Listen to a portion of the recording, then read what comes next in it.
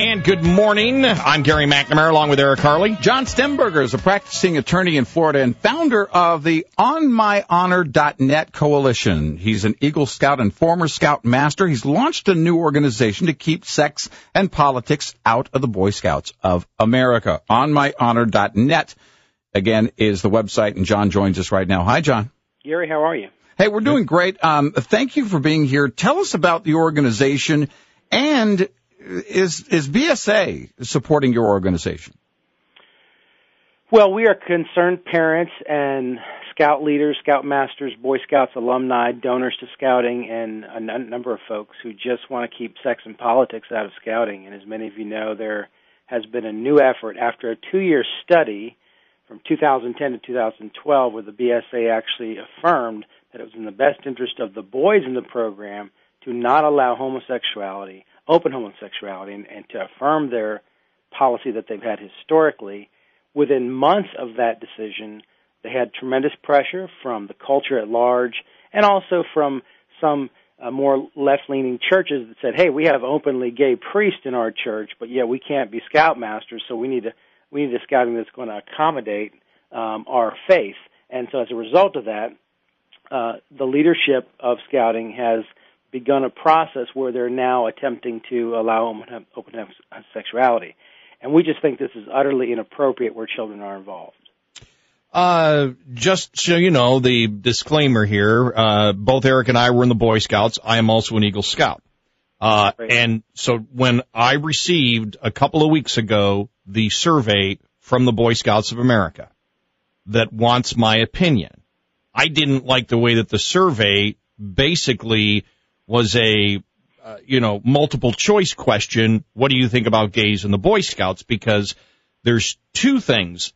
And it's interesting because Eric and I had this conversation. I had the conversation with another friend of mine on this because people have asked me, they said, you were in the Boy Scouts. What do you think? And I said, well, I'm against gay leaders, of the Boy Scouts, the leaders. But when it comes to the boys, and it was amazing because when I saw your group, I had said this just a week before your group came out, or that I saw your group, and I said, but with the boys, that's between the parents and the scout leader. Right. I know that later in life that some of the Boy Scouts that I was with, that they were gay.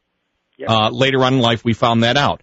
Yep. It never came up, and I guess the thought process is I've been infuriated, John, over the last few years because the Boy Scouts have been called a hate organization, and Eric and I talked about this last night, that when you know about the Boy Scouts and do a good turn daily. When you know that, be prepared. When you talk about trustworthy, loyal, helpful, friendly, courteous, kind, obedient, cheerful, thrifty, brave, clean, and reverent. It is the Boy Scouts that have the philosophy, we will help anybody, anytime. We don't care anything about you. Our goal is to make you a better person. And so when I saw your group coming out, because I didn't know how to answer any of this, I'm looking, I go, wait a minute, do the Boy Scouts know what they're doing? I understand that they're losing funding. Is that true or is that not true? Well, I don't think that's the primary motivation, frankly. They are losing some funding from some corporate people that have gone completely pro-gay rights and are viewing this as a great act of intolerance to them for affirming the Scout Oath and the Scout Law. But I think the main thing is the outcry from the culture at large, that they're following the culture instead of following the Scout Law and Scout Oath. And then secondly, there's this some pressure internally from liberal churches that are trying to get them to accommodate the program so that they can have openly gay priests and also Scoutmasters in the same units, which we think is just, look, I mean, churches are free to reinterpret their religion and morals after 2,000 years if they want to, but that doesn't mean Scouting has to change its 100 years of values and traditions either. And so we think that that's inappropriate. And is that, because that infuriated me, is the fact that it's almost set up now where every group in the nation, you must either take this stand or you're evil. And I have rejected that, and I believe you have rejected that also. Well, here's the thing about it, and you touched on this. Those of us that have been around the program for years, look, there are already people with same-sex attraction in Scouting. Yes. But here's the thing, Gary. As you know, they're appropriate, they're discreet, and they don't act out in front of kids. They're not openly gay. And that's the thing. gay people can be in scouting and have full membership. That's not what they want. They want to promote the gay agenda. They want to promote open homosexuality, gay marriage, wave a rainbow flag, have all this nonsense that goes on in gay parades and gay blogs and all this inappropriate behavior. And why they're even considering that is beyond me. Well, again, because it wouldn't apply to heterosexuals either. I mean, this is across the board. You wouldn't want heterosexuals coming out promoting their sexuality in the Boy Scouts, and I think that's the whole point.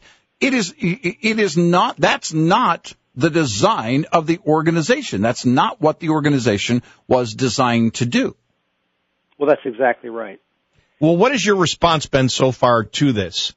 It's been tremendous. Unfortunately, the leaders in scouting are really not shooting straight with the rank and file scouts about the implications of this legally, culturally, and every other way. It is our belief that it will literally transform and destroy the program.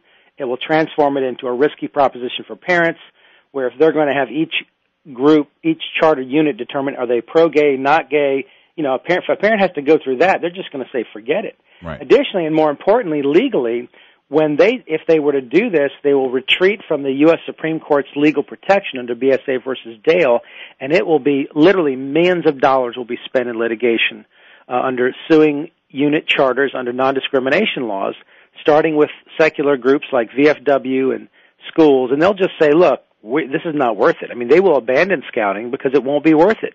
They'll just have to cave if they don't accept openly gay leaders and men. I mean, imagine a man going through a sex change, Sam turning into Sally, while he's the Cub Scout master for tiger cubs age 6 and 7. Mm-hmm. Talk about screamingly, utterly inappropriate. Right. It's just unbelievable. And they don't even understand that this is going to happen if they do. Because at that point, then the lesson must be, because the curiosity of the 6-year-old leads and the 7-year-old, all of a sudden, parents and everyone else in the organization is forced to ask questions and address something, as you rightly point out, John, that is inappropriate for that age. Well, and here's my point. Outside forces should not address what your lessons are to the children. You can say, look, we're going to ignore this portion of society and we're going to focus on this. For example, I'm sure in the Cub Scouts they don't get into talking about, as we do on the show, the debt reduction that is needed in our society. Right. They talk about that later on when it comes to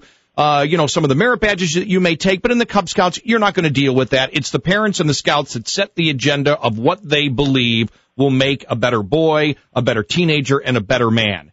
And they have a right to do that. Now, my problem with the openly gay leaders is the fact that, we see in the Girl Scouts, you're allowed to have male leaders, but you have to have a female everywhere they go.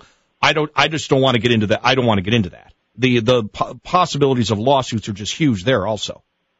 Well, let me just say this. I do not believe that if they did this, it would increase adult pedophilia by Scoutmasters. Because Scouting has a very strict policy, 2-deep leadership. No adult can be alone with any child at any time, and it's very strict unless it's your own child.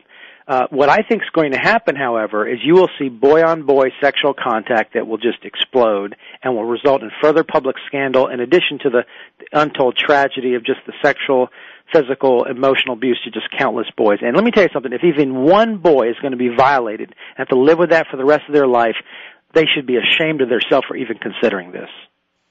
And we can go to the website, of course, onmyhonor.net, onmyhonor.net. John Stemberger, thank you so much. We appreciate you being on Red Eye Radio.